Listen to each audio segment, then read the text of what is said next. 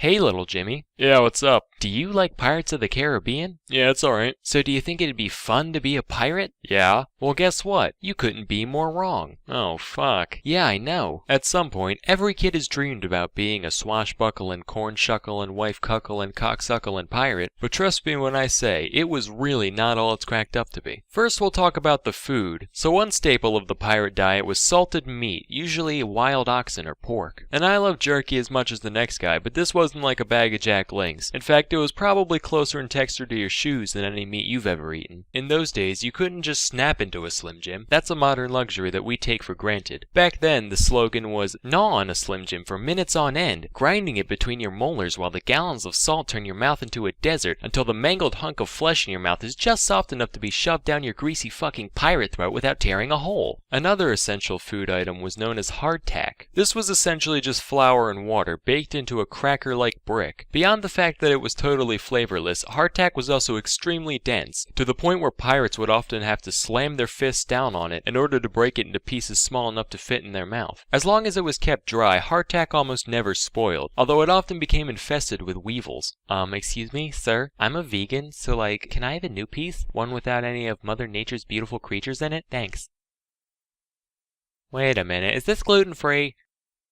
This better be hemp rope! Nah, but the weevils didn't make you sick or change the taste all that much, so, and this is true, the crew would just eat it in the dark, so that way they couldn't tell if they were eating a normal chunk or a weevily one. Then there's the crowding. So pirate ships typically packed in as many crew members as possible, because more pirates means more manpower when you go to board an enemy ship. Of course, the downside to that is that you're basically like a bunch of hairy, unwashed sardines. Let me illustrate what a typical night below deck was like. So you're sprawled out on the damp, musty wood floor. Everything's pitch black, you can't see a thing. The smell of the filth and the mold forces you to only breathe through your mouth. Suddenly, your left hand feels wet. Probably just seawater leaking through the hull. You sniff your hand, nope. No, that's piss. You feel something furry rub up against your elbow. It was either the body of a diseased rat or the beard of your diseased crewmate. Either way, that's probably where the piss came from. Some guy's moaning loudly in the next room. Hopefully he's just jerking off, because if he's dying, that's one more body to deal with in the morning. Rinse and repeat for 8 hours, and then it's daytime. The poor diet and cramped conditions led to disease being a huge problem aboard pirate ships. The most well-known of these diseases is scurvy, where you don't get enough vitamin C. When scurvy first begins, you just kind of feel tired all the time, no big deal. Then you get weird spots on your skin and your gums start bleeding. This progresses until all your teeth fall out and all of your body's mucous membranes start gushing blood and pus, causing you to die. So that's a lot of fun. There were tons of other diseases too, I won't go through them all, but here's a few honorable mentions. Also, some people say that alcoholism is a disease. I might just be disturbed, but that's one sickness I could definitely get down with. If it is a disease, then yeah, just about every pirate had this one. If anything though, I'd call that one of the few upsides of pirate life. Finally, there's the combat. So you've gone through all these disgusting, horrible living conditions, but at least you can enjoy the thrill of battle, right? Swinging from rope to rope, sword in your mouth, long, intense saber duels, that kind of thing. But that's typically not how it went down. For one thing, when pirates boarded a ship, 9 times out of 10, they'd just surrender immediately. Because what are a bunch of well-groomed merchants going to do against a horde of disgusting barbarians? If the defending ship did decide to fight back though, the resulting brawl wouldn't be anything like the movies. It'd be way worse, like immediate R rating. Because pirates rely a lot on brutality, both because they don't have much real training, and because it scares the shit out of people. If you were a deckhand on an invaded ship and you were stupid enough to fight back, you wouldn't be dancing around doing flips and shit. None of that. Instead, they'd probably shoot you in the stomach with a flintlock pistol, kick you to the ground, chop off your shoulder blade with a hand axe, gouge out your eyes with a marlin spike, wind your intestines around the prow, and then toss your twitching body overboard. And that's only a slight exaggeration. Honestly, if Jack Sparrow got attacked by actual pirates, he wouldn't last a second. It's kinda like a used car salesman going to prison, like, I'll be fine. If anybody tries intimidating me,